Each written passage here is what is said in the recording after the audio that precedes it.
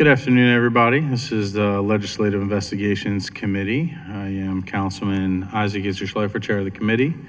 To my far right is Council Vice President Sharon Green Middleton, and Councilman Gray, and Councilwoman Ramos. We are here to hear 25-0017R. No, excuse me. We're going to hear that after. We're going to start with executive nomination of Catalina Rodriguez Lima for the Director of the Mayor's Office of Immigrant Affairs. If you can please state your name and why you'd like this position, and then we will take it from there. Thank you. Good afternoon, Mr. Chair, members of the City Council. It is an honor to appear before you. My name is Catalina Rodriguez Lima, and I am deeply grateful for the opportunity to be considered for confirmation as the first official director of the Mayor's Office of Immigrant Affairs, or MEMA, after its codification last year. I am a proud immigrant of Ecuador, and for the past 14 years, I've had the privilege of serving the residents of the city of Baltimore, first as a community liaison, then as a policy advocate, and for the past decade as the head of MEMA. I began my public service career in the Council President's Office as a community liaison, where I learned the ins and outs of civic engagement in our city. I later transitioned to the Mayor's Office of Neighborhoods, serving as a Latino liaison. It was there that I saw firsthand that many of the challenges facing Latino residents, most of whom were immigrants, stem from systems not designed to meet their needs. With the support of city leadership, I spearheaded efforts to establish the New Americans Task Force, a public-private partnership to make recommendations to local government on ways to support immigrant communities in our city. That work led to the publication of The Role of Immigrants in Growing Baltimore, and ultimately the establishment of MEMA in 2014. When we established MEMA, our mission was simple: to ensure that new Americans had the same opportunities and services as any other resident, regardless of language, immigration status, or country of origin. We started with a small team and a big vision. Today, we're a full-fledged office that drives policy, assists city agencies seeking to serve immigrants, acts as a source of information for people who can't speak English, manages the city's language access program, engages with immigrant communities across the city, funds community-based organizations, and advocates across city agencies. While we're not a service delivery office, our office helps hundreds of residents connect to legal services and health and human resources through two of our core programs, Save City Baltimore and the Baltimore New American Access Coalition, or BNAC. Over the past decade, I have served under 4 mayors, navigated the challenges of federal anti-immigrant administrations, and led our office through a global pandemic that disproportionately impacted immigrant families. Despite these challenges, I remain steadfast in my commitment to the communities we serve in our city. Let me walk you through some of our accomplishments under my leadership.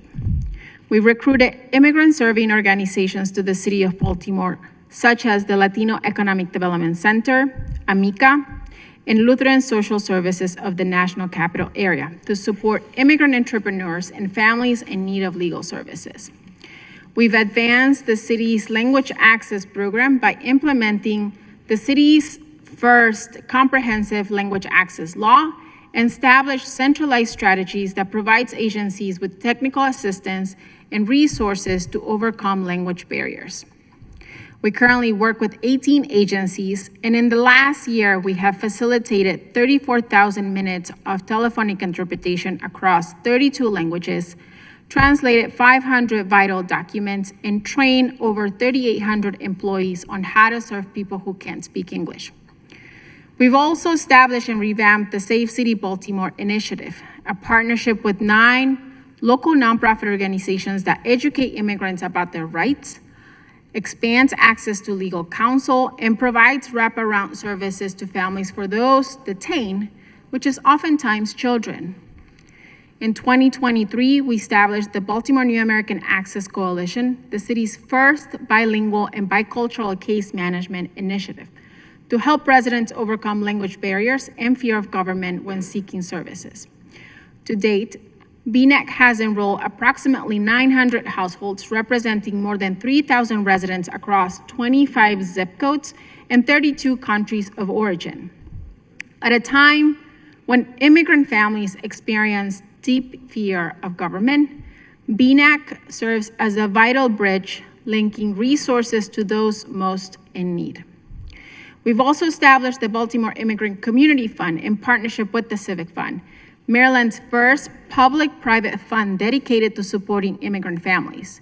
During the pandemic, the fund distributed millions of dollars in direct financial assistance, and today, it continues to support families impacted by federal policies. And when crises arise, as they did during the pandemic and the Key Bridge collapse, I mobilized multiple levels of government, nonprofit partners, philanthropy, and the public at large to support those impacted. Following the Key Bridge collapse, where most of the victims were immigrants, I worked quickly to ensure that families received the support they needed to navigate unimaginable loss. In addition, in partnership with the Civic Fund, we established the Key Bridge Emergency Response Fund, which has raised over $2 million to support the victims of the families of the victims, and the survivors. During the pandemic, in partnership with the Health Department, MEMA led a comprehensive response that included multilingual outreach, direct financial assistance, case management, and vaccine access, serving thousands of households and connecting thousands more to critical information and resources. Finally, last year, I led efforts to formalize MEMA as a permanent office within city government, a milestone that ensures our mission endures and that Baltimore's immigrant communities continue to be prioritized no matter who holds office. And that is why I'm here before you today. The legislation codifying MEMA requires that the director be confirmed by City Council, ensuring transparency, accountability, and continued collaboration in our shared mission. This work is more than building a network of support. It's about reshaping the very foundation of what our communities deserve, not only in moments of crisis, but every time. And not just from MEMA, but from every agency interfacing with immigrants. These accomplishments are not mine alone. They reflect the dedication of an extraordinary team of immigrants, first-generation Americans, and Americans who bring their languages, experiences, and full identities into public service. Together, we have strengthened Baltimore's national reputation as a welcoming city, recognized by national organizations like Welcoming America and the American Immigration Council, and peer jurisdictions seeking to replicate our model. Looking forward, I am committed to continuing to strengthen Baltimore's inclusive infrastructure to ensure that language access, legal services, case management, multilingual information, and civic engagement remain permanent and well-resourced parts of our local government. I want to thank Mayor Brandon Scott for his leadership and confidence. Much of what I have shared with you today has been possible under his term because of his commitment to stabilizing city government. I also want to thank this council for your continued partnership and support. Together, we are building a city that doesn't just welcome immigrants, but thrives because of them. It would be an honor to continue leading MEMA in its next chapter to deepen our impact, expand our partnerships, and ensure that Baltimore remains a national model for equity and belonging. I want to close by saying that as an immigrant, this work is very personal to me. In fact, I'm really fortunate to be able to do something that I love every single day, which is help people who are often overlooked. This is more than a job for me. I fully believe in public service. I believe in the role of local government in serving its most vulnerable residents. I'm also moved by a desire to give back to those who helped me in my immigrant journey to the US and the city of Baltimore. And finally, I am moved by something greater, which is to give back to this city that has given me so much. Here's where I started my career as a public servant, where I bought my first home, where I met my husband, where my daughter was born. I fully believe in the good of this city and its people. The city that welcomed me 14 years ago, the city that has welcomed many other immigrants like myself. Thank you for your consideration, and I'm happy to answer any questions. Thank you. Any questions?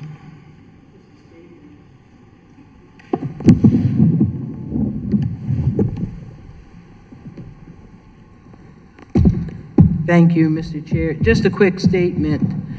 Thank you for your service. And I remember when I'm in my fifth term with the fifth mayor, and I remember when you started as a liaison and watched you grow into the wonderful public servant that you are for the city. And I continue to support you in the work that you do. Thank you.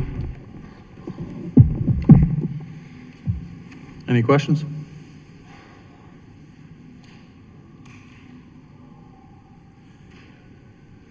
Okay. We've also been joined by Councilman Glover and Councilman Jones. You're welcome. All right, I will entertain a motion. Moved by Councilman Glover, seconded by Middleton. We'll take a roll call vote.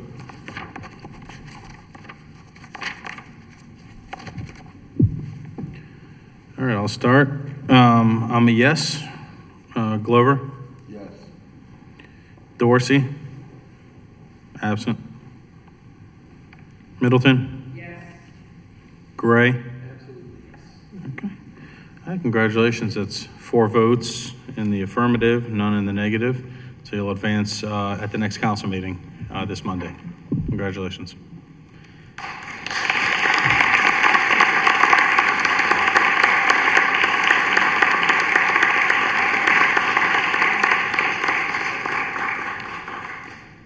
You're good to go unless you want to stay for Water for All, but I wouldn't recommend it.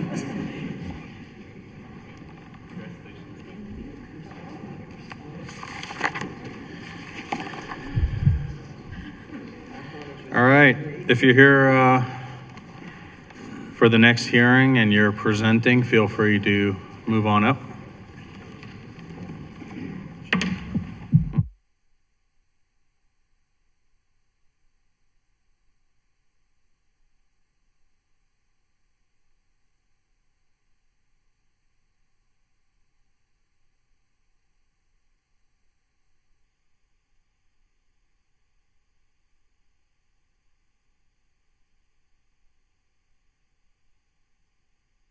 All right, next up, 25-0017R, informational hearing for Water for All program update by the bill sponsor, Councilwoman Ramos. At this time, I'll allow the sponsor of the resolution to give some opening remarks.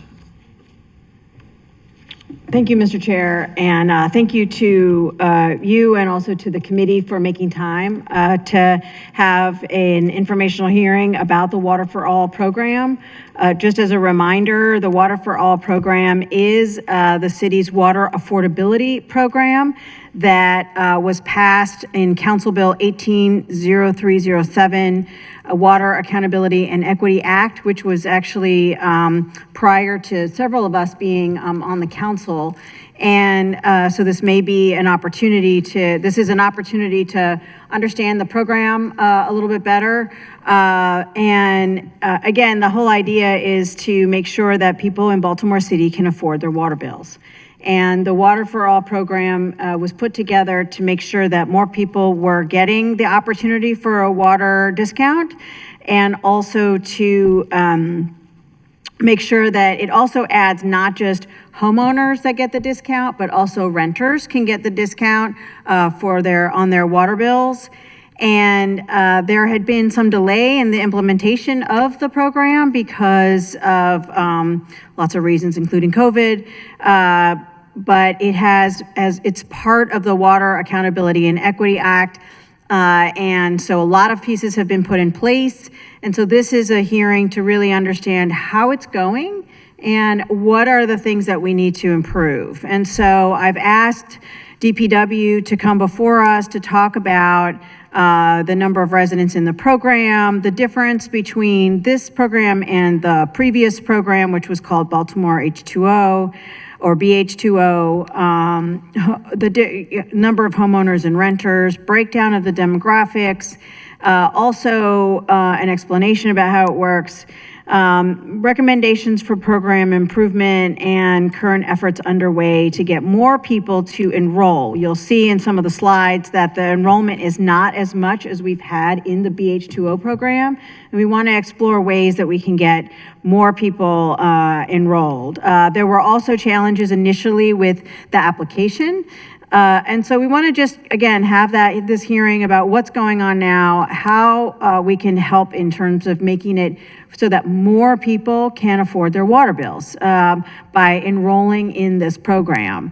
And I have been working with DPW on this, so I know that there's a lot to talk about, which is great.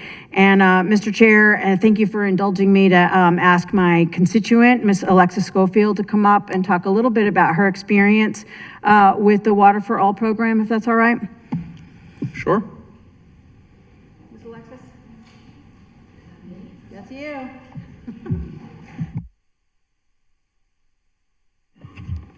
Thank you. I've been waiting for this day for 4 years. I don't know what the hell you all were thinking when you started this Water for All. It's horrendous, absolutely horrendous.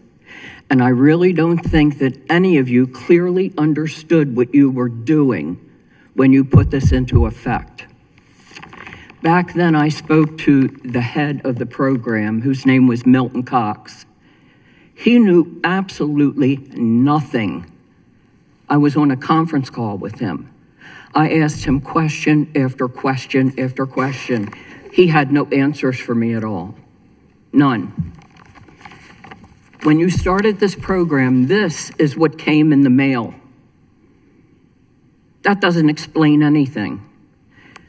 On here, it tells you about a household of 4 and a salary of less than $55,000.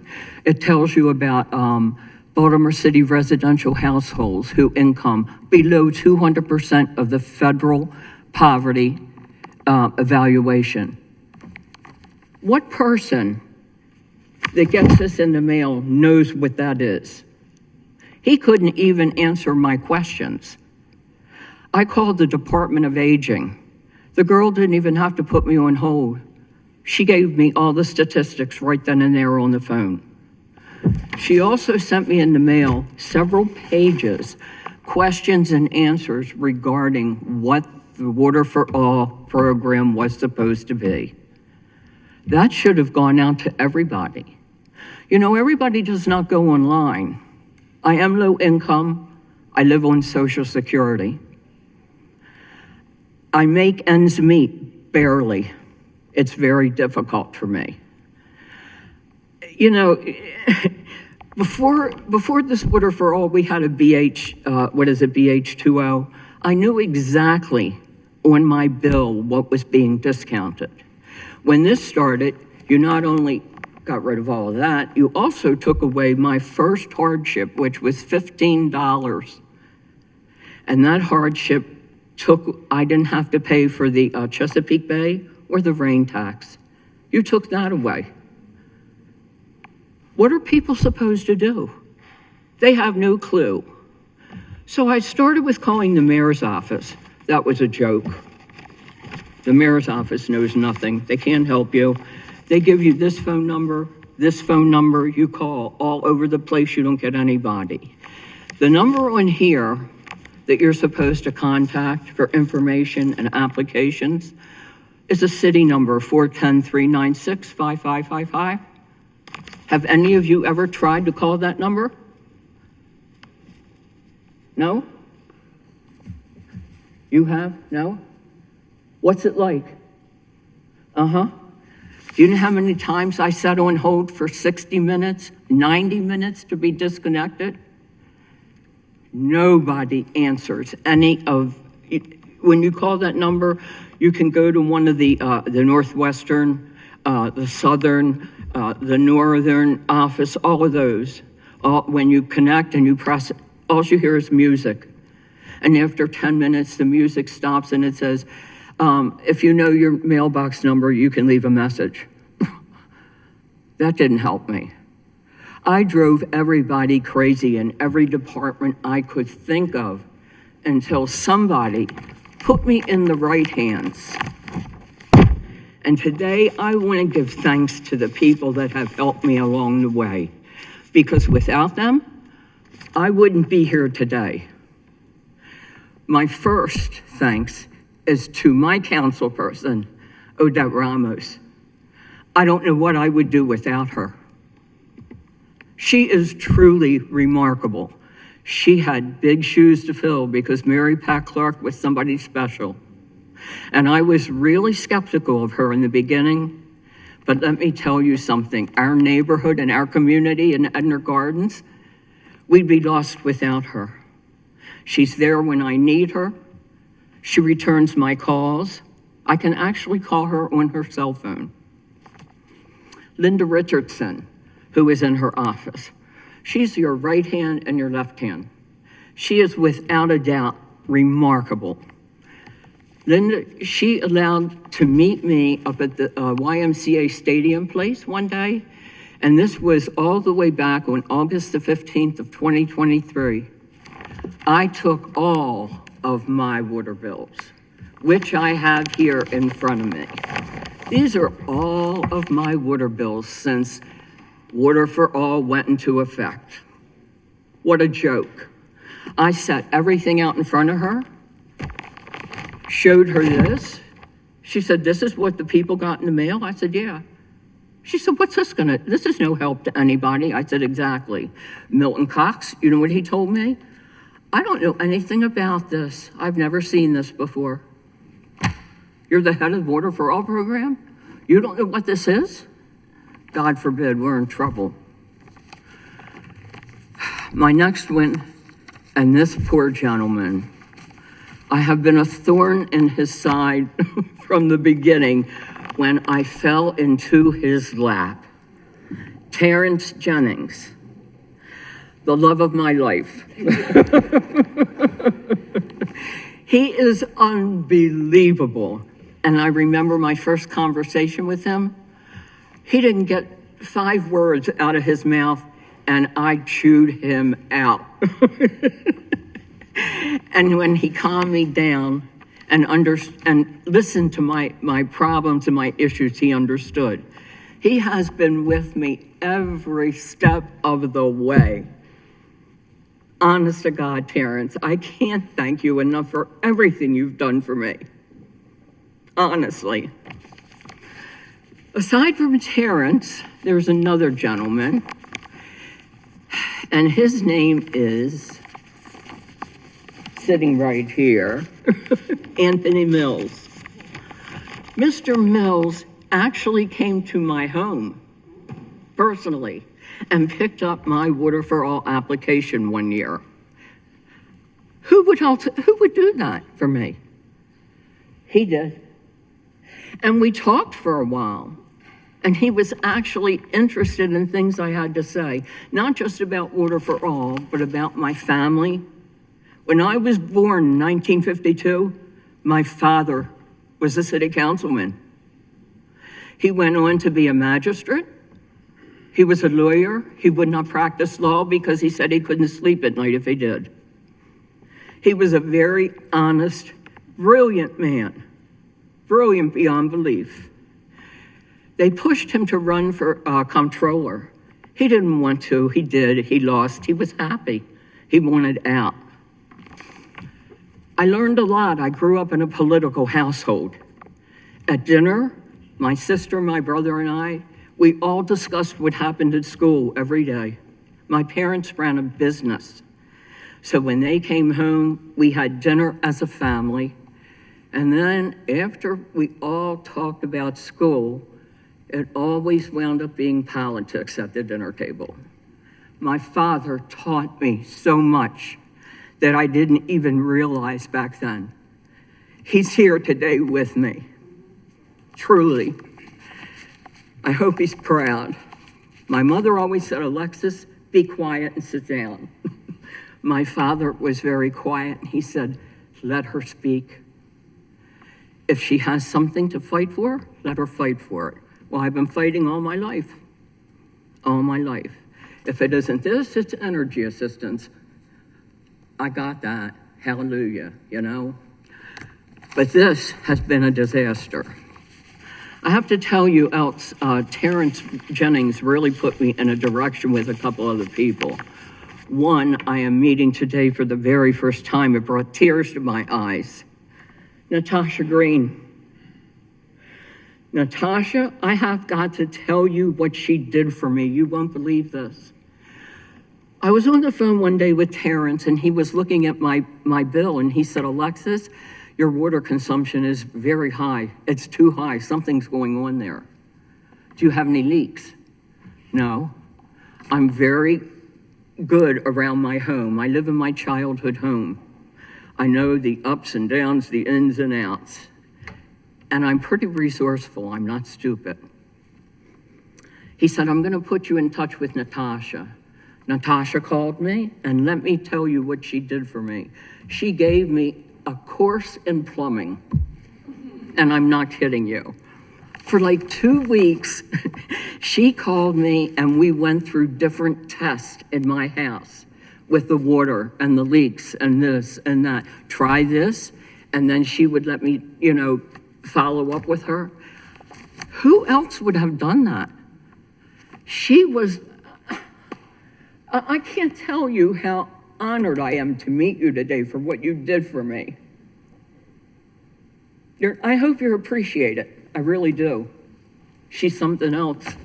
Something else. I also had contact with Myra Johnson, who I understand is no longer with the department. She's somewhere else. She was wonderful as well. I'm not kidding.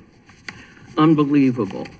But when I did find the leak, it was the stupidest, most trivial place imaginable. And I was like, oh my God.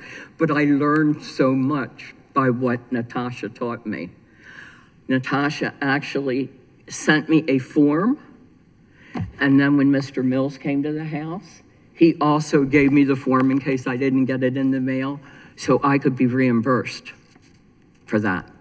It was, it was great. Without these people, where would I be? And people like me, they don't go after, they don't advocate for themselves. I'm a fighter. I am a fighter. I should have gone into politics. Isn't that what I always tell you? I don't know.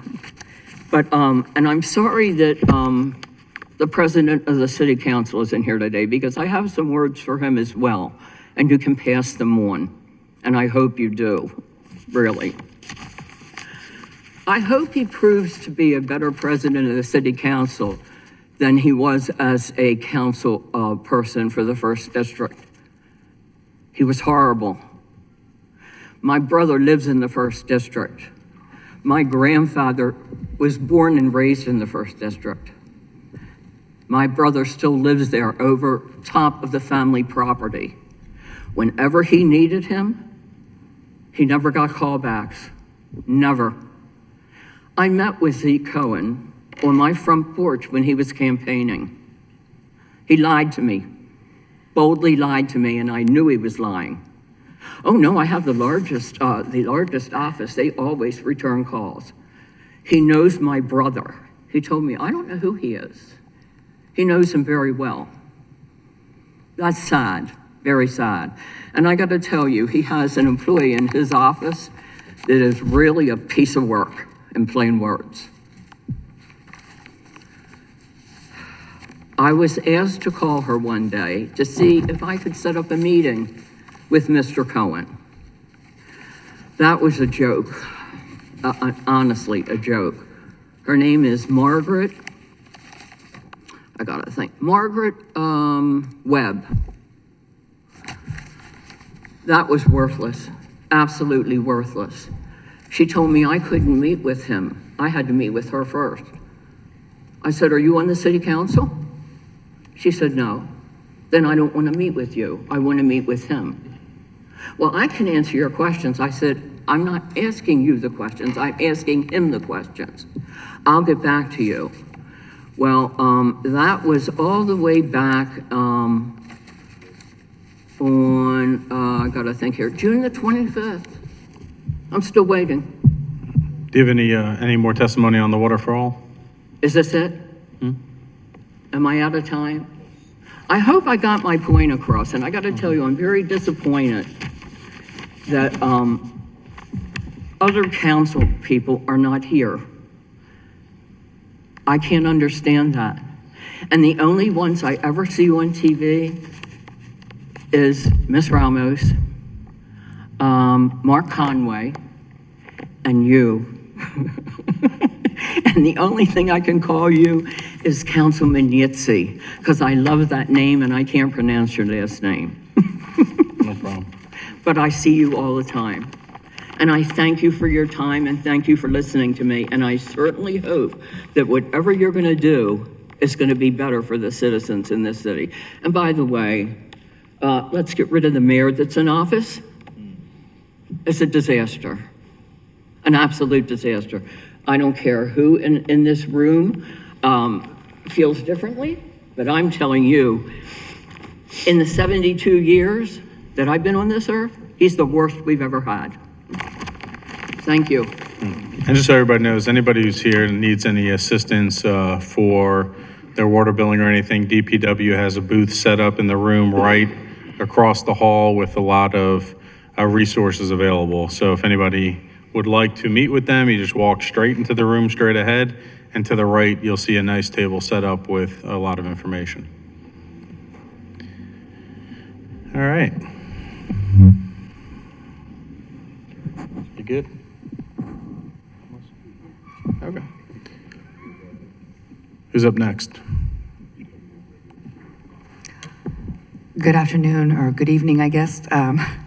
Christine Griffin, Chief of Legislative Affairs, Department of Public Works, and I am joined by Penny Marshall from the Mayor's Office of Children and Family Success, Terrence Jennings from DPW, and Chief Mills from Water Advocacy and Customer Appeals. And the three of them will be leading today's presentation as they are really the most directly engaged with the Water for All program and the applicants. So I will let Penny start first. You got to hit the right button so it lights up. Thank you. Good evening, council members. We're very excited to present Water for All tonight, and we want to specifically thank Councilwoman Ramos for spearheading the conversation. Yeah, if you can just My start name with is your name and title. Penny Lewis with MOCFS, and we manage the application process. And Christine, I saw you. It's because of that show, Penny Marshall, so that's okay. Before I get started, I know. Before I get started, let me share some history and tell you how this is going to go. It'll be under 20 minutes. I'm presenting first. I'll pass the baton to my peer, Terrence Jennings, who oversees the Department of Public Works Water for All program. And closing will be Chief Mills with WACA, and he'll share our future vision I wish that Ms. Schofield could have stayed around because I'm sure she'll like hearing about the future vision. To give you some history, and I'm going to bring up Natasha's name again because it's amazing what you learn from the associates that are the boots on the ground. They've been around for a while and they know the history. So actually, the first program was the Senior Hardship Program, and it gave a 43% discount to our seniors. It was an automatic discount. That then became the BH2O program, which was an automatic discount, and that turned into an automatic enrollment. So when you hear our constituents talking about Water for All, I don't like it, it's not as easy as the other programs, they're right. It was an automatic enrollment. But we turned to, and I'll let you know when we get to the slide part, we turned to the Water for All program because we wanted to ensure equity for all. That's why we now have the mathematical income component to it to ensure that everybody's possibly eligible for the Water for All program. Moving on to this slide. 2 years ago, I began my career here with the city, and talk about walking into a beehive. I walked in, I'd only been here 2 months, and the vendor that we had managing the Water for All program told us, we're going to sunset your program in 2 months. So quickly, my peers and I got together with all the moving parts and discussed how are we going to keep this moving, how are we going to get the constituents paid, how are we going to get all the applications done, and we entertained US Bank and Promise Pay. After finding out that it would be around 1.3 million, we had the comptroller's office on that call as well as our peers, Bissett, and we discovered we could build this in-house through Workday. And so we began that process. That process came along. There was no hiccups throughout the whole process. The only thing that we had is that we had to do annual payments versus the monthly payments. And so when you hear our constituents talking about why did the monthly go away, that's why it went away. But I'm proud to say that 8 months ago, we were able to get to that second phase of it, and now they're back to having the option of an annual payment or a monthly credit. The Water Affordability Program is, again, equity for all. This is the mathematical component. If you could go back to the previous slide. There you go. There you go. That's the formula for it, but all that is household income, household count, and water sewer average throughout the 12 months. So that's what that comes out to. And let me also share that I've enjoyed learning everything there is to know about water. The other thing that I've learned, and Christina brought this to our attention, is that apparently there's a United Nations report that says that nobody should pay over 3% for water. And so they were tasked to check our formula to make sure that that is in fact happening, and it is. So our formula does work, and it's ensuring that United Nations report. Moving on to the next slide. This is something very exciting. So as I told you, the vendor that we had before that was doing this, we assist homeowners and tenants. And as they were getting approved for the application, tenants were getting cut a check, a live check. So picture them getting a $2,000 live check, and we were hoping that they applied it to the water bill. Well, this shows you that $1.2 million during that fiscal year went out in checks to tenants. By going to this new platform now where we do it all in-house through Workdays, the tenants are also getting a credit to their water bill. So last year alone, we only cut 184 checks, which equated to $205,000, which is a cost avoidance of $700,000. So again, those tenants are getting a credit on their water bill. Only 1% of the tenant population will get a live check, and that's for tenants on a master meter. They will get a live check. They're told you could pick it up at Holiday Street. They've got 3 days to do that. If they don't do that, it'll then be sent to the address that we have on file.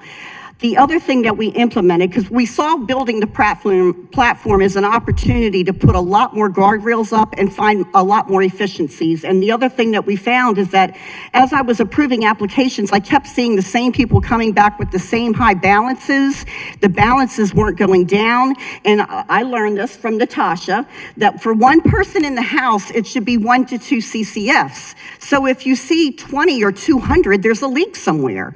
So I say that to say we put an audit in place. So when we see that there's a high CCF usage or the credit is over $2,000, I'll request an audit, and DPW does their part. We've had this past year alone over 419 audits, which again is a cost avoidance of $2 million. Next slide, please.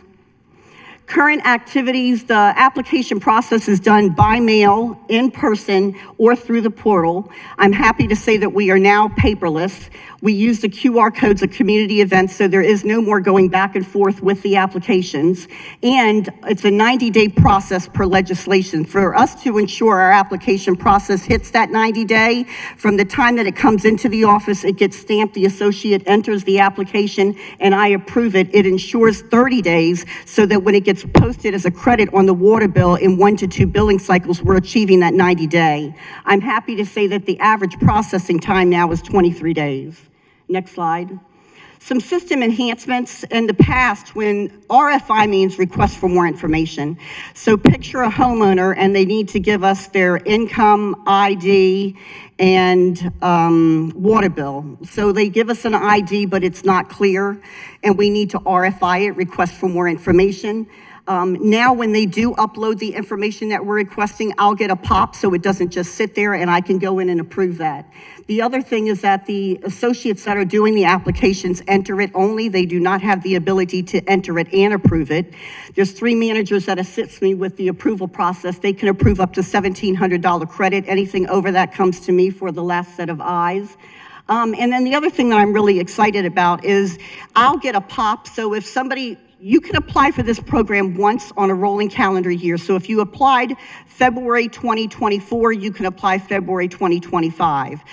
If by chance I'm approving the application and they applied February 2025, and now they're trying to apply July 2025, I'm going to get a pop that says, are you sure you want to approve this? I'm going to check the other one and see that it's a duplicate and they've applied too early. You can go to the next slide. Marketing efforts. We know we need to pick this up. As I mentioned, BH2, it's apples. It's not apples to apples because that was an automatic enrollment. But at the end of the day, we need to pick this up. We need to get the word out. So some of the enhancements that we did, when I started, we were just doing emails. And emails are wonderful, but not everybody reads email. Not everybody has email, and not everybody keeps the same email. So then we sent the letters. And as much as that was good, we're like, we still need to get to people. So we just recently did 5 24-by-48 posters. They're at all the MOCF centers as well as Abel Woolman. And the most exciting thing that we've done is the robocalls. We started that 5 Thursdays ago. It happens every Thursday now. It's 5,000 calls a pop, and we have a 90% hit rate. And we've seen that pick up with the foot traffic coming into the centers. Can I ask a question on that? Sure. Where? Because I keep getting those calls. Oh. So is there like a rhyme or reason to who's getting these calls, or you're just hitting any number? No, so we've got an actual list of 410, 443, and 667s, and we actually have a spiel that's under 30 seconds of what they're saying, so that they can call us and find out how they can apply for Water for All. But there's nothing like targeted to know like who can actually like qualify for it or anything like that? No, we don't know that until any they... number? No, exactly, and then we won't know until they call or apply. Gotcha, okay. If you can go back, I think there was one more. Okay. Oh, and promoting at community events. I'm really happy to say that we've got targeted events. We do the community, we do the mayor's events, MOCFS. So we're all over the place and being more deliberate with where we go. You can go on to the next one. Oh, this is the data part. And so this is my peer, Terrence Jennings, Department of Public Works. He oversees the program, and he's going to share some exciting data with you. Thank you.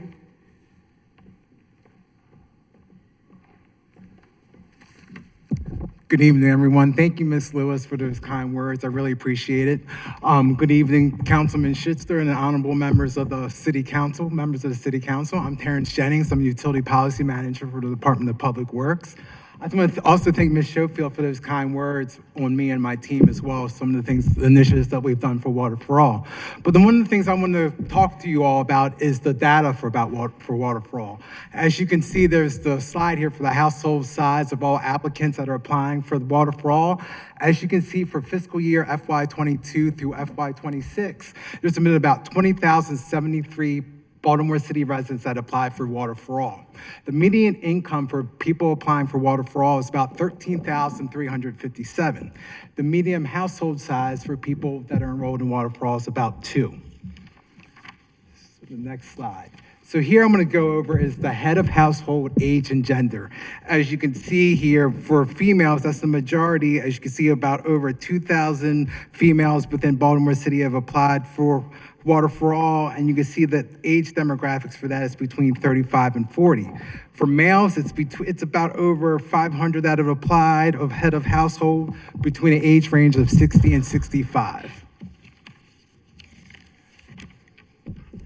So here I want to go over is all applications by status. I think we might have skipped the slide.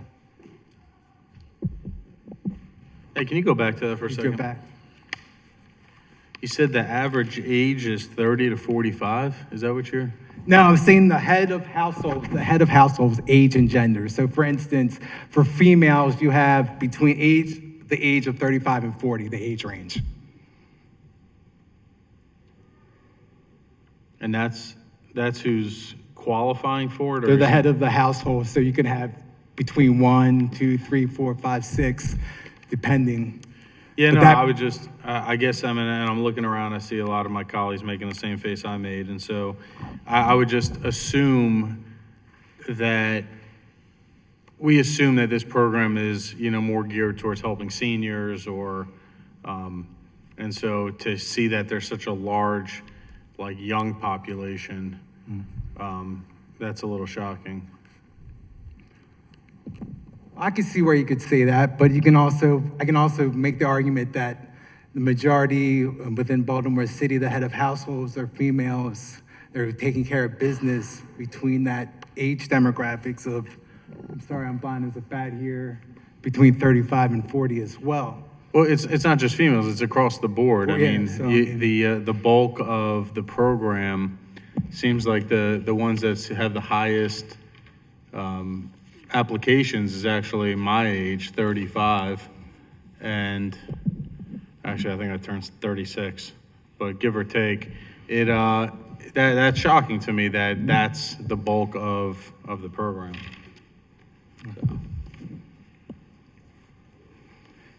So what we'll do here is go over all applications by status. As you can see, about under 15,000 Baltimore City applications have been approved for about 66%. You can also see about 5,000, a little over 5,000 have been denied for about 25%. You also can see about 2% of RFIs, for about 500 requests for additional information, and also 6% expire, and that's because they've been in our queue for over 90 days. Next slide. So denials for homeowners. As you can see, there's about 2,985 homeowner applications. 22% have been denied. Out of the about 45%, a little under 1,500, the reasons for denials for homeowners is no response from applications from the RFI. For about 43%, a little bit, about 1,250 was over income, and also about 5% other issues that could have been like they could live in Baltimore County or something like that. And also another 6% of duplicate applications as well. So also here, I'm gonna go over denials for tenants. About 2,442 tenant applications, about 29% have been denied. About 73% were denied because of no response or from applicants for RFI, which is a little bit over 1,500. You also have about 16% that were over income. You also have about 5% that's other or duplicate applications as well. As here, I'm gonna go over with everyone is the approved applications for the program. As you can see from FY22 to FY26, there's been about 22,073 applications, Baltimore City residents that applied for the Water for All program. Out of that 22,073, 13,646 were homeowners, and about 8,428 were tenants. For the total approved Baltimore City residents for Water for All, it's been about 14,463.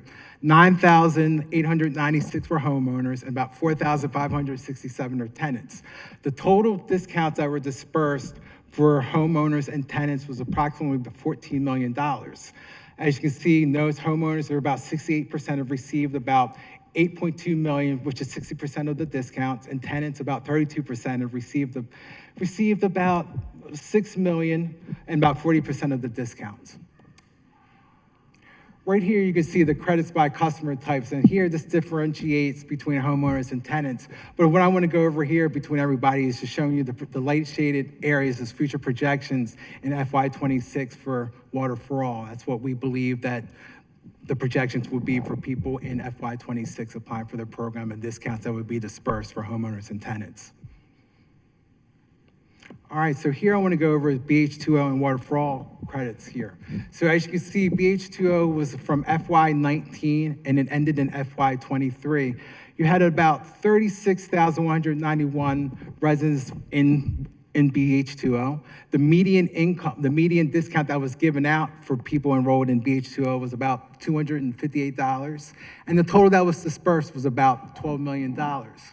As you can see for Water for All began in FY22, actually March of 2022. You can see that we've had about 14,463 people into the program. The median income for the median discounts that are dispersed is about $832.11, and the total amount dispersed is about $14 million for Water for All. So you're probably wondering the differences between BH2O and Water for All differences. So Can you go back to that last slide? Well, how many people work on this program? I'm sorry, I didn't. How many people work on the program? How many people working on the program? So it's multiple agencies that are involved, a lot of interagency collaborations, MOCFS, DPW, and BISIT, and other agencies as well. But within MOCFS, I don't know their numbers, Ms. No, I Lewis. mean, like in total, how many people, city employees are work for this program to administer and oversee? You gotta talk into the mic. You gotta turn it on.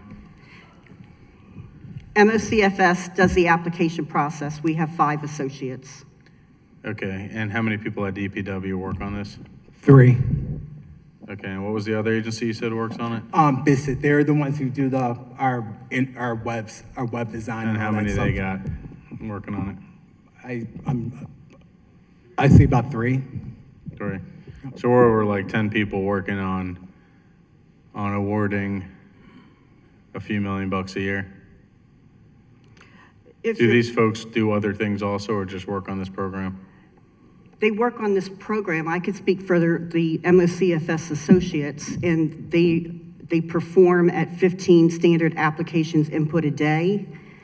And sincerely, we need help because I'd love to have outreach for our senior citizens. So right now we have 5 MOCFS centers, and I have one associate that goes between Bank Street and Cherry Hill. Ideally, you want an associate at each center. At the Reisterstown Road location, there should be 3 associates. We're working with 2, and we average 30 walk-ins a day. That's not counting the mail.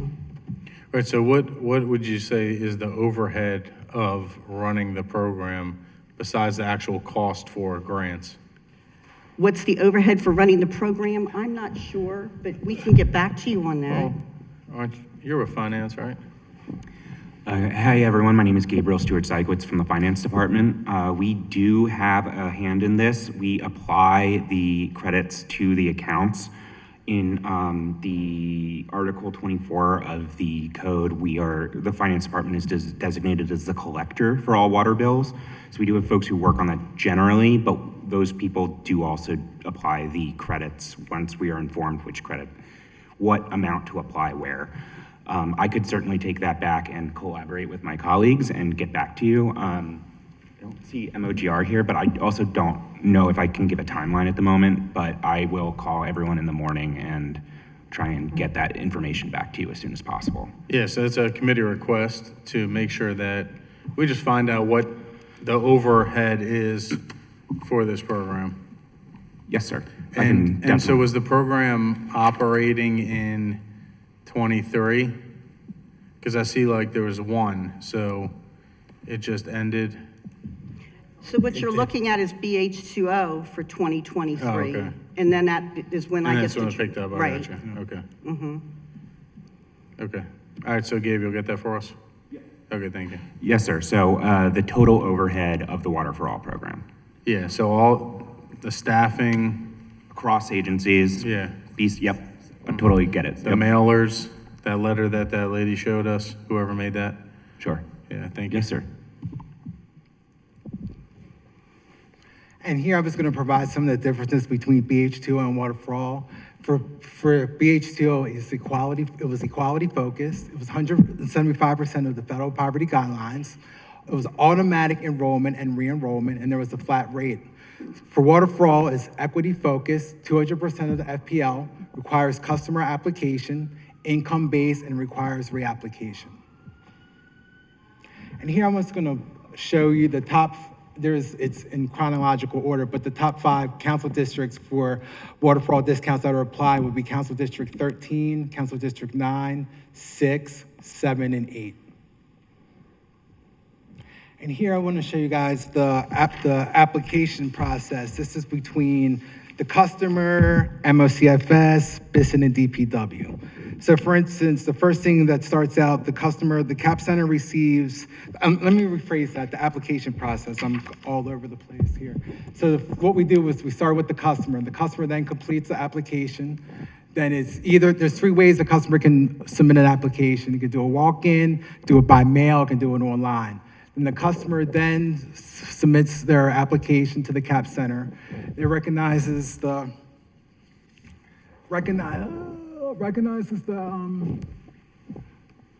application, then receives and processes everything. They have about 90 days to do that, to do the processing of that. I'm sorry, I'm blind as a bat. I need my my paper. Please apologize for that. Here we go. So then the CAP Center reviews the application, uploads the document to the Water for All platform. Then from there, the CAP Center will approve, RFI, or deny the application. From there, it can either be denied, it can be approved. If it's denied, the denial or RFI letter is sent to the customer where they have 90 days to respond. If it's approved, the DPW receives the approval and applies the credit to the customer's account, and then it ends. So here is the application audit process. This is what Ms. Lewis was talking about earlier before, is anytime that we receive an application with more than $2,000, what we'll do is we'll audit that application. And as you can see, when we audit the application, I'm so blind here, what we'll receive is the customer will then hear messages about why, well, they won't hear anything about messages, but please excuse me, I'm all over the place again.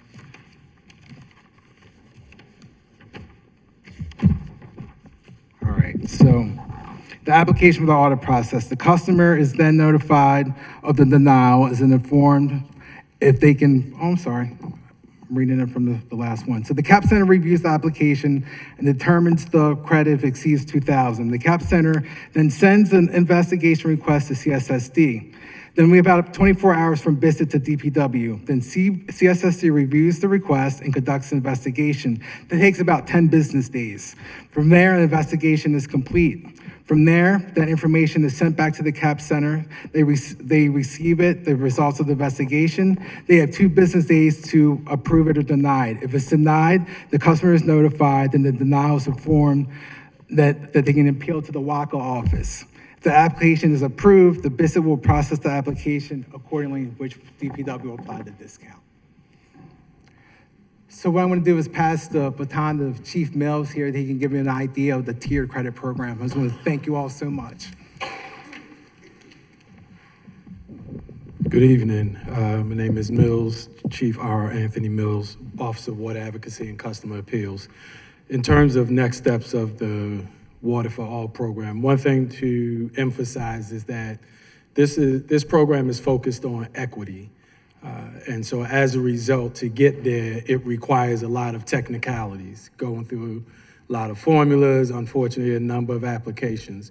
So what we were looking at and evaluating is the fact that we do need to get more people enrolled and onboarded to Water for All in a quicker way. And so to do that, one of the things we're looking at is implementing a tiered program. You can go to the next slide, please. We're looking at a 3-tiered program. Tier 1, it would be automated so that the customer doesn't have to do anything. Ideally, we would obtain from the appropriate agency a data file that will identify all city residents who receive Social Security income, SSI. Based on that information, we can do all the work in the background to determine what their credit amount would be, and it would be automatically applied to their water bill. They wouldn't have to do anything. If you don't qualify or if you're not enrolled for Tier 1, Tier 2 would be similar to Tier 1 in that we would obtain a data file of anyone in Baltimore City receiving public benefits. Similarly, those individuals would not have to apply. We would receive that file on whatever schedule that is. We would do all the work in the background, and again, their credit would be applied directly to their water bill. It's our thought that by automating and auto-enrolling as many city residents as we can, that will, one, increase the number, but also simplify the process so that anyone that is older who is not comfortable doing an online application or doesn't have the capacity to even fill out a paper application, of which 50% of what MLCFS currently processes are paper applications. So we would hopefully eliminate the majority of that with the first two tiers. The third and final tier is the current process that we do, which is an annual income-based process, which would require the resident to submit documents to verify that they qualify to receive the credit. I'm sorry, and I believe there's one more slide. You can go forward. So all of that, we believe, will enhance the functionality of the program. It will increase the number of applicants or the number of residents receiving the credits. With expanded outreach and marketing, we would be able to do the same. And implementing this would require that we take a look at current policies and regulations so that they're appropriately updated so that the program operates as intended. One of the requirements of the Water Accountability and Equity Act is that any changes or any regulations that are proposed must go through a public comment period. So we're going through this process meticulously and with intent to ensure that we cover every angle possible. And I believe we can take questions at this point. Any questions? Yes. No, Councilman Gray. Thank you. Looking at one of the charts, median household, for the household size, it said 2 for most and 1 for the other. And this was on the household side for the applicants. Can somebody go into that for me a little bit? Because it seems as though I would just think that families would probably be a little larger, or is there another explanation for the median household size?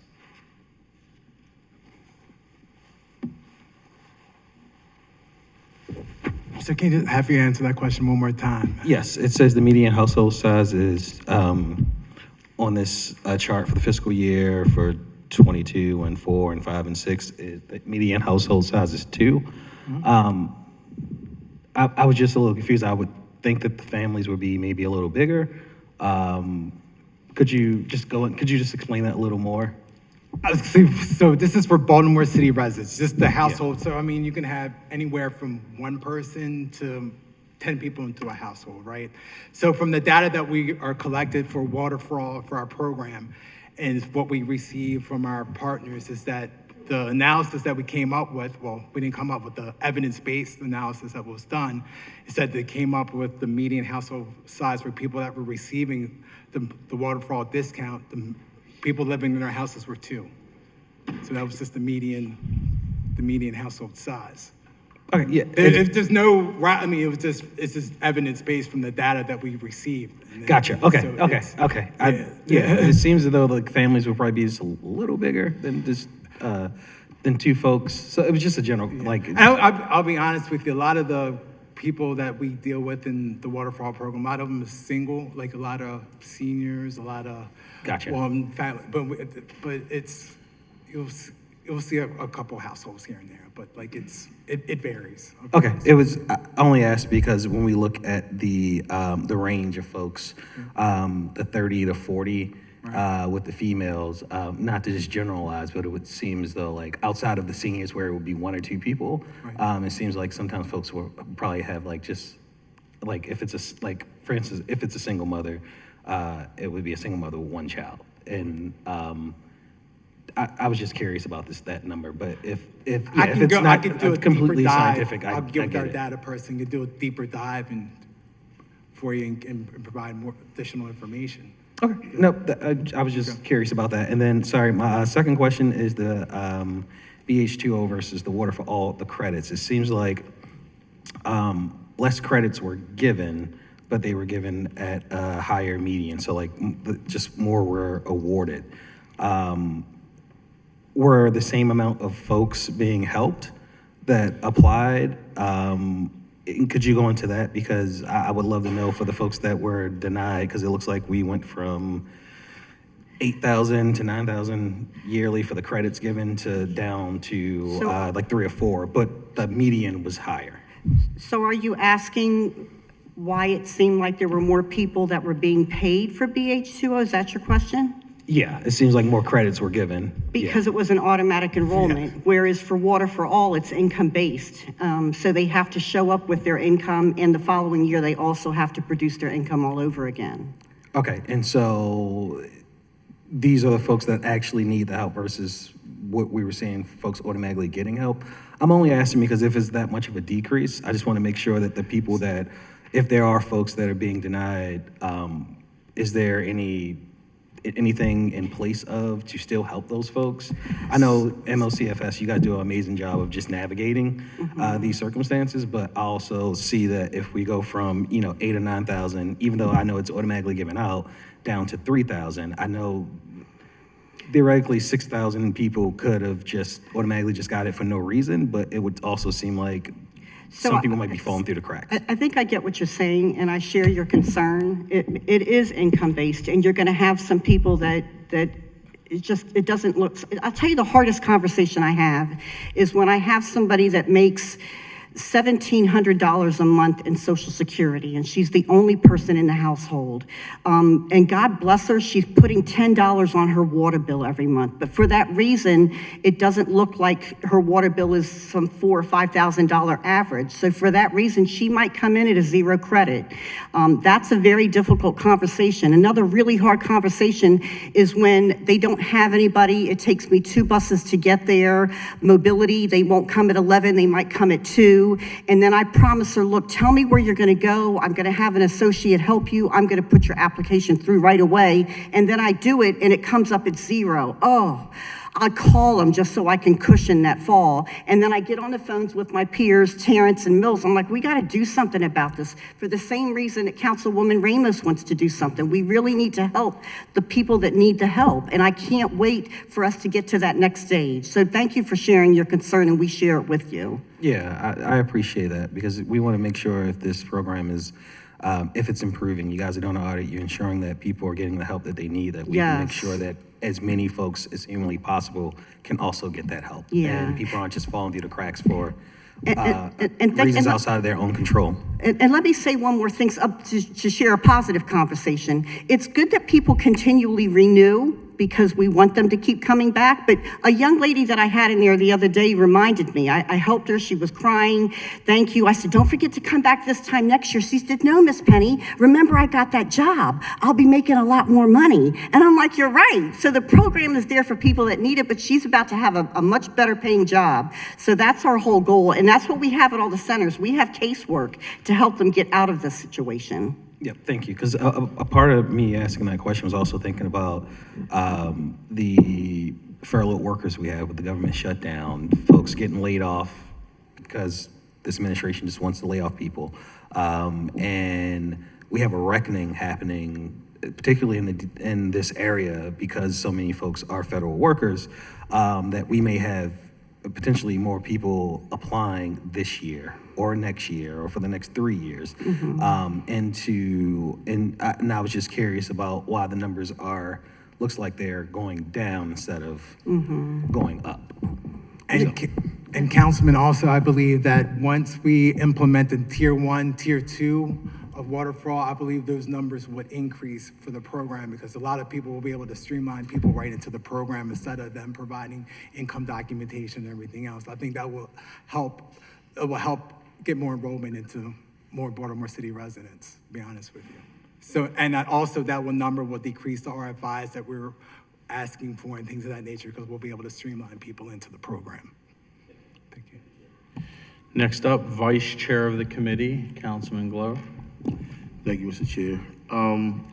So I was looking at the data, and it presented focuses on like numbers and not really quite like the narrative. Like where are the qualitative data, like the stories and the interviews and the focus groups that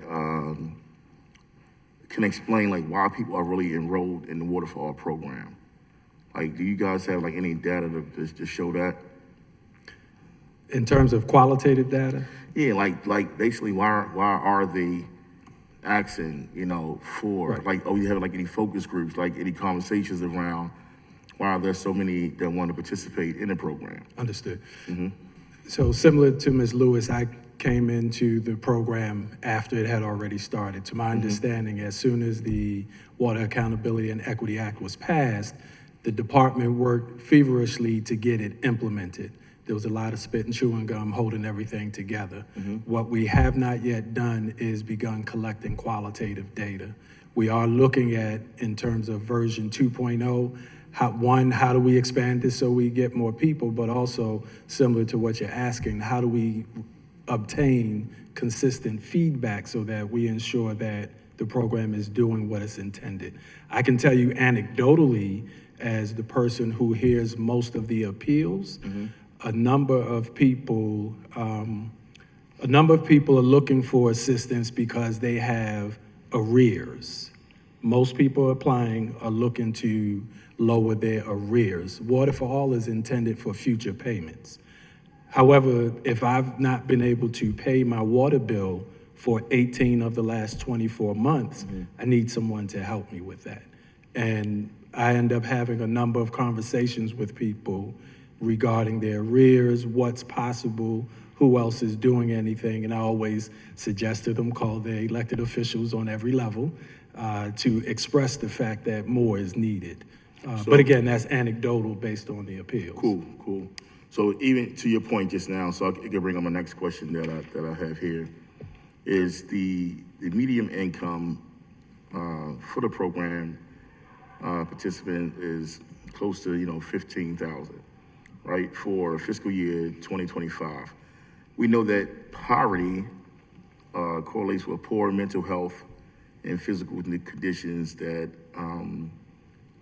the outcome, indicates like education. So beyond the fiscal assistance, what partnerships do you guys have like in Water for All that can kind of address those needs? Like, are we partnering like with MOED or like GED programs so we can like educate these individuals on what not to do and how do they get themselves out of these situations? So I'll reference what I mentioned to residents when they call about appeals, and then I'm sure Ms. Lewis will be able to share what MOCFS does in the CAP centers. Okay. In addition to this as my full-time role and my other 4 jobs, I'm a financial coach. Gotcha. And so I end up having conversations with people. I do a lot of listening, have a lot of conversations about income coming in the house and what might be some strategies to ensure they're able to at least maintain some level of sanity when it comes to paying their bills. It's difficult though. For instance, today I was on the phone with a woman who was appealing, and she, based on the formula, she needs to pay her affordability index, she needs to pay at least $57 more before she's even at that level where a Water for All credit would kick in. That also means using more water. That scares a lot of people to be able to do that. But again, previously, the program was focused on, here's a set amount, everyone gets that across the board. So you had a lot of people who were just receiving it. Now we're looking at, okay, we need to reach more people. It needs to be done in a more equitable way. In my household, I don't need it, but my neighbor might need it. So I shouldn't receive what my neighbor needs if I don't need it. And that's how we focus on equity. And so as Mr. Jennings mentioned, focusing on a tiered approach where we can auto-enroll, we believe we'll be able to get there, because if we're in a public program, a public benefits program, or if we're receiving SSI, it is more likely than not our income level is closer to whatever the federal poverty limit for our household size. Okay, all right, thank you. Hi, I think you were asking about us assisting them with other programs and letting them know how to get out of it. Like, we partner with any, I know you said, you mentioned, when they call, you guys do give assistance, like, over the phone. But, like, are we partnering with any of the, city agencies to also provide, like, that information and that help? We do, and we have a very strong focus right now on casework so that we can ensure that all of the wraparound services and that they understand that there is light at the end of the tunnel and how to get out of it. We have tabling at our centers. There's a DSS worker at each one of our centers, and we discuss casework at least once a week when we delve into those files. All right, cool. Thank you. Next up, Councilwoman Ramos. Thank you, Mr. Chair, and thanks again for holding this hearing. Thanks to all the DPW folks. I think you're moving in the right direction in terms of the automatic enrollment, and I'm happy to be helping you with that, because I think that's really what we want to be able to do. Related to that, I also don't want to miss anybody. So I want to understand a little bit about the tiers that you're proposing, because when we saw this slide that the majority of the larger applicants, applicant pool is women who are between 30 and 35, just going through like automatic enrollment through the Social Security list isn't going to capture them. The benefits list may not capture them. So the income-based is still that application process. So you may not have the answer today, but I just don't want to lose the folks that we're not able to get based on those two lists. What I can tell you is we won't lose them, because the focus is first get as many people on automated, so that we minimize how much work it takes to apply for the program. Oh, I see. So the automation is to onboard, front load more, as many as we can. And then as we do that and go through the income-based process, we'll be able to refine that a little more. But I can tell you, based on some work I did when I first joined the department through this office, a good number of the recipients of Water for All are on some public benefits program offered through the state of Maryland. So it will help a significant number, but the number you're referencing and the number we're looking at are those who have not yet applied, who may be eligible and should be applying. Yeah, for sure. We want to capture more people. I don't want to lose this, because there's just looking at this, there could be potentially a marketing opportunity in the schools, for instance, right? Working with the community schools coordinators to let folks know that if a family comes to them and says that they're having trouble with the water bill, that they can say, here's this program. So I think that there's an opportunity. Agree that you want to kind of lower the pool of who you actually need to outreach to, and that's where the automatic enrollment comes. And then knowing these stats, you can actually narrow down. So I very much appreciate that you're thinking this through, given what we have there. I have a question about also this the BH2O versus the Water for All. So if I understand correctly, first of all, not everybody, but some subset of water bill people who got water bills got the BH2O through automatic enrollment. So what was the threshold there, and what was the amount of the credit? Do you remember? I don't know. I remember the credit being 43% across the board, but I don't know what. 43% of what? 43% of their bill. 43% of their bill. So they But receive it the had to be credit some equal income to. level, it had to be some income level. And so if there was, it hasn't been relayed to me yet, but we can look more into that. There's a specific group that worked with implementing that program where we can obtain that information in terms of income level, number of people, et cetera. Yeah, that would be super Tyler, do you helpful. got that as a committee request? Yes, sir. Can you put that down as a committee request? Yeah. Yeah, I'll get it from the committee staff. Are you writing it down? No, I was sending I'm doing something.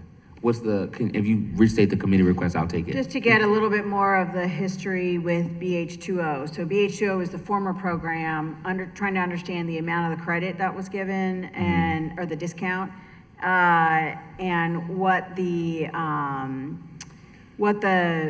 Income. like group of people who got them, because I got a water bill and I don't remember getting, BH2O. So I just was curious about that, that's all. Okay, thank you. Yep, and then, related to that, my understanding, from talking with Ms. Schofield and others, is that BH2O, also the elimination of the, Pardon? stormwater fee. Councilwoman, I Yes. do have that information in front of me. I included it in Very my bill cool. response. So the Okay, program. I'm sorry, I didn't read through it. Okay, Yeah, go ahead. the program benefits for H2, and again, it's Gabe from the finance department. The charges for water and sewer usage were, and this is BH2O assists, were discounted by 43%, as Mr. Mills said. The bay restoration and stormwater remediation fees were not applied to those bills. And the assistants took about $40 off of a typical bill, and that was from, I believe, a DPW. I got that number from them. And then the eligibility, though, is the major difference. The customers whose household income it was at or below 175% of the federal poverty guidelines were eligible. There was also BH2O Plus, which was just like an enhancement program, I suppose you could say. And that was additional support by providing a yearly grant, as well as, and that was available to customers whose household income was at or below 50% of the federal guidelines. Great, okay, so I guess, thank you very much for that. I'm sorry I didn't see it in the report. So if that's the case, how then was it automatic enrollment if it was income-based? A file was received from a state of Maryland partner to apply Was those it credits. income-based from like the comptroller, or was it, because we're working now on this phase 1 and phase 2 based on benefits?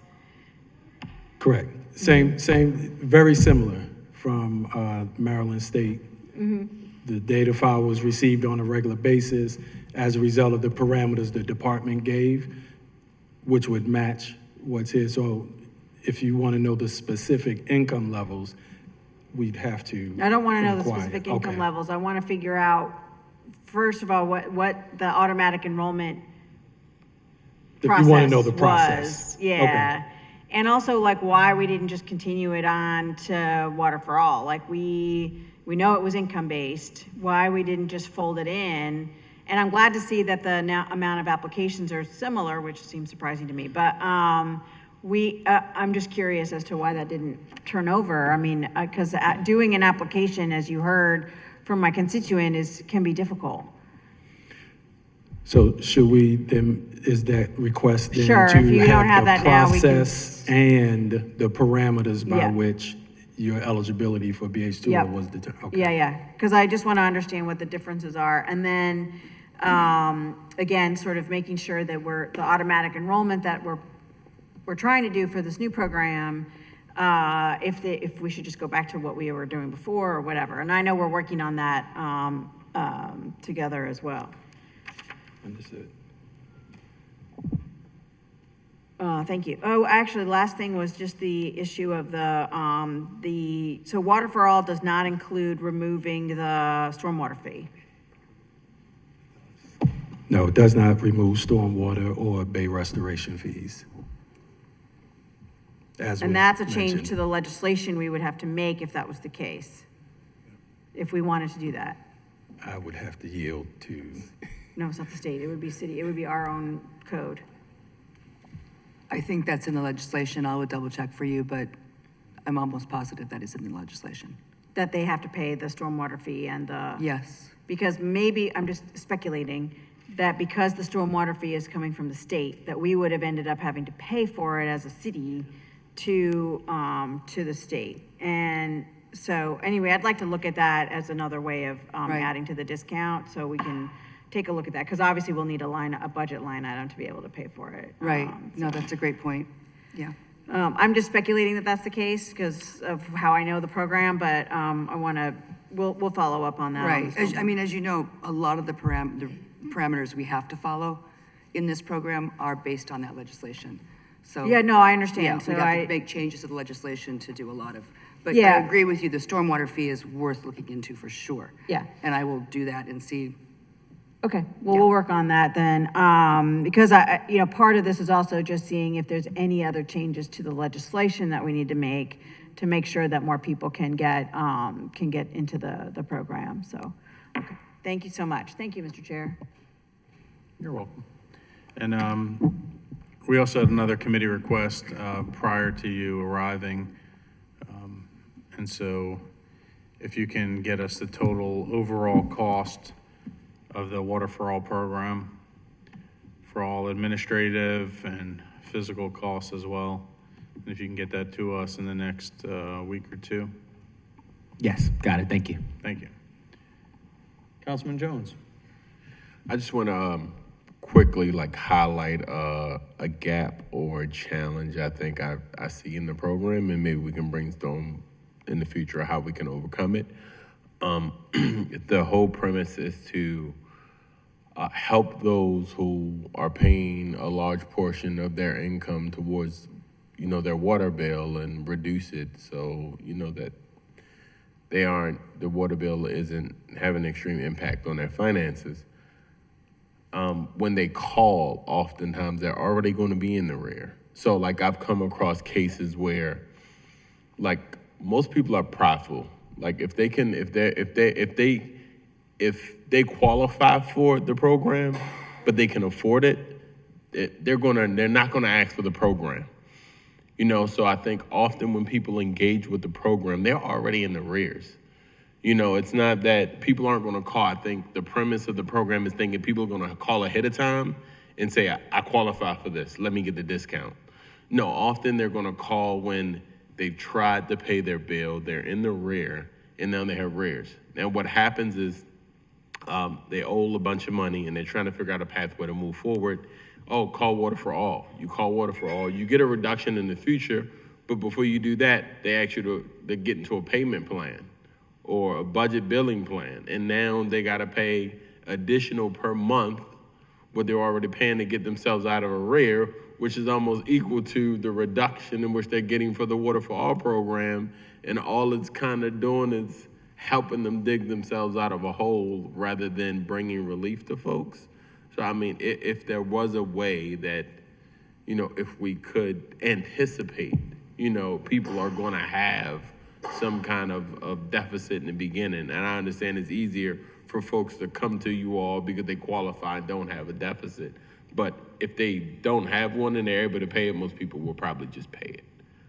So if we can kind of brainstorm how we can help support those who are running into that situation. That way, they don't have this budget billing plan, they pay for their arrears over here, but then the new Water for All program over there, and now they're paying almost two different water bills to really bring relief. So the code, as it currently reads, does provide an opportunity for the department to create a program that addresses pre-program arrears. However, to your point, how do you reach those individuals who may not come and apply would be something we'd have to discuss as a work group and figure out the best way to market to them. But we are looking at and know that we have to address pre-program arrears and what parameters are in place so that it moves in a way that's equitable. Yeah, because when I hear pre-program arrears, it's always just, I forgot, whatever that program is where it's not really a reduction program, but a break up payments and we'll move forward. Can I follow up on that, Mr. Chair? Sure. Thank you. My understanding of the code is that and I think you were planning on implementing it at some point, but the Water Affordability and Equity Act says that with the amount of the credit, right, that we are providing them, once the full implementation occurs, then actually we're supposed to then subtract that same amount from their debt every month. And that's kind of how the math is supposed to work, but we haven't implemented that yet. So we have to put structure around that. A part of putting structure around that is how our platform currently works in terms of identifying the differences between credits, discounts, and payments. So this isn't just, here's what Waterfall's going to do, let's implement it. We also have to be able to manage it within the billing structure. So that's a larger conversation that has to take place within the department. But we have started some preliminary discussion within the work group. Yeah, I think we do want to do also what my colleague is asking too, is that to do a little bit more than that, because there are people that have significant arrears, and we want to help them to the best that we can. Those who can go into payment plans, we should do that, but those who are still having income level challenges, so we need to think about that a little bit. I mean, I like the idea of this, you get the credit and then that same amount, but then, it just keeps piling on and piling on. So we've got to figure out, the best way to deal with that, but especially, now,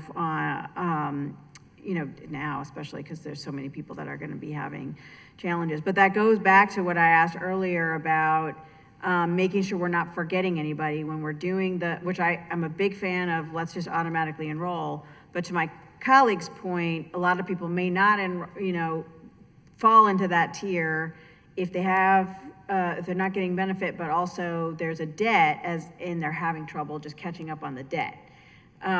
So we have to think that through a little bit, I think. So I'm glad you brought that up. So that'll be like a next step that we should think through. Yes, ma'am. Thank you. Did you have another question? Any other questions? Seeing none, do we have any public testimony? I can't read what this is. All right, if you got public testimony, just come on up to the podium, state your name for the record, and provide your testimony. So yeah, there was a sign-up list, so I was just making sure. Hi, everyone. Yeah, my name is Jorge Aguilar. I want to thank you, Chairman Schleifer, for holding this hearing and for other members of the committee. City Councilwoman Ramos, thank you for putting this on. And I wanted to thank Councilwoman Middleton for all of her past support. I know she was a big proponent of this program. We're here on behalf of our 20,000 Food and Water Watch Baltimore City supporters. We are thankful that the City Council has continued its commitment to ensure water affordability via this Water for All program and the WACA office. Since 2016, Food and Water Watch has worked with the Baltimore Right to Water Coalition and the Mayor's Office and City Council to support the landmark Water Accountability and Equity Act that really sought to address the widespread water affordability and billing problems that we've had in the city. So we want to share really how grateful we are for the city's commitment to the Water for All program. We applaud Mr. Mills' leadership and the other staff who have been really working and really their meaningful proposal to auto-enrolled households who most need this assistance. This has been a major item that the coalition has identified, given that in January 2025, the Board of Estimates approved a 30% increase in water and sewer rates over an 18-month period. So rates are continuing to go up. Residents need this program. So we really urge you to support this auto-enrollment effort and hope that together the council, WACA, and others can next address this water debt forgiveness process. The Water for All program is supposed to provide debt relief under current law. A household's debt is supposed to be deferred while it is enrolled in the Water for All program. In addition, each one-time monthly payment is supposed to count toward repayment of that deferred debt.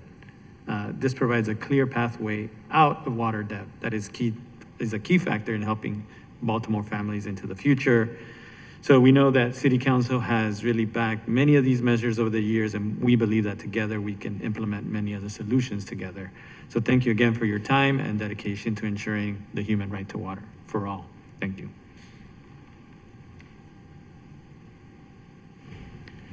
Anyone else wish to testify?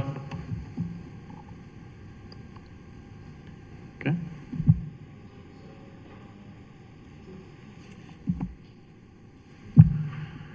All right, well, thank you, everybody, for, this committee has not taken online testimony since the hearings were virtual. And so we take in-person testimony. Is there anybody else here that would like to testify? All right, seeing none, we are now in recess until we reconvene. Thank you.